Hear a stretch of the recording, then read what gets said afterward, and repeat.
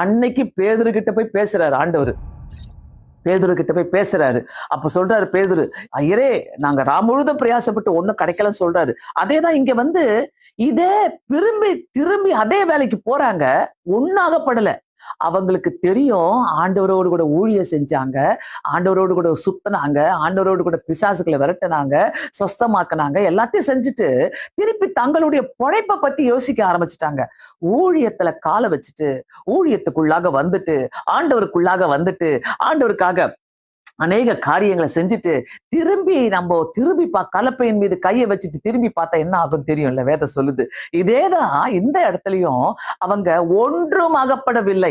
எடுத்த உடனே அடுத்தது பாத்தீங்கன்னாக்கா 4வது வசனத்துல, விடிய காலம் ஆன போது இயேசு கரையில நின்றார், அவரை இயேசு என்று அவர் அறியாது இருந்தார்கள். பிரியமானவர்களே, கூடவே இருந்த சீஷர்கள். இயேசு போயிட்டு கரையில நிக்கிறார். இவனுங்கெல்லாம் போயிட்டு வருவாங்க, கடலுள்ள போயிருக்கிறாங்க, இப்ப வருவாங்க, என்னதான் பண்றாங்கன்னு பார்க்கலாம் அப்படின்னு சொல்லிட்டு இயேசு போயிட்டு கரையில நிக்கிறாரு. கரையில நிக்க போது சீஷர்கள் என்ன பண்றாங்க, விடிய காலமாக இயேசு கரையில நின்றார், அவரை சீஷர்கள் அறியாது இருந்தார்கள். இயேசு அவர்களை நோக்கி, பிள்ளைகளை புசிக்கிறதுக்கு ஏதாவது உங்களிடத்து உண்டா என்று. அதற்கு அவர்கள் ஒன்றும் இல்லை என்றாங்க. அவங்க கிட்ட ஒண்ணும் இல்லை. அவங்க இயேசுதான் கேட்கிறாருன்னு கூட அவங்களுக்கு தெரியல.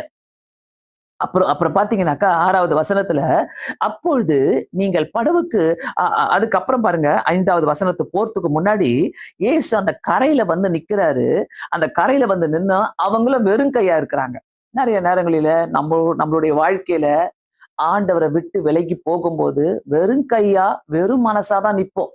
நம்மளுக்கே தெரியாது என்ன நடக்க போகுதுன்ட்டு. நம்மளுக்கே புரியாத சூழ்நிலைய சாத்தான் கொண்டு வருவான். சீஷர்கள் பாருங்க, ஆண்டவரை விட்டு விலகி போனாங்க, அவங்களுடைய சொந்த வாழ்க்கைக்கு போயிட்டாங்க, சொந்த இடத்துக்கு போயிட்டாங்க, சொந்த தொழிலுக்கு போயிட்டாங்க, சொந்த எண்ணங்களுக்குள்ளாக போனாங்க, வெறும் கையா வந்து நிக்கிறாங்க. பிரியமானவர்களே, நிறைய பேருடைய வாழ்க்கையில நான் பொழைச்சுப்பேன், நான் செஞ்சிருவேன், நான் வந்து முன்னேறி வந்துருவேன். நோ நோ நோ நோ, நீங்க ஆண்டவர் கூட இருந்தீங்களா? திரும்பி போக முடியாது. நீங்க திரும்பி போயிட்டு உங்க இஷ்ட பிரகாரம் எதுவுமே செய்யவே முடியாது. ஆமென்.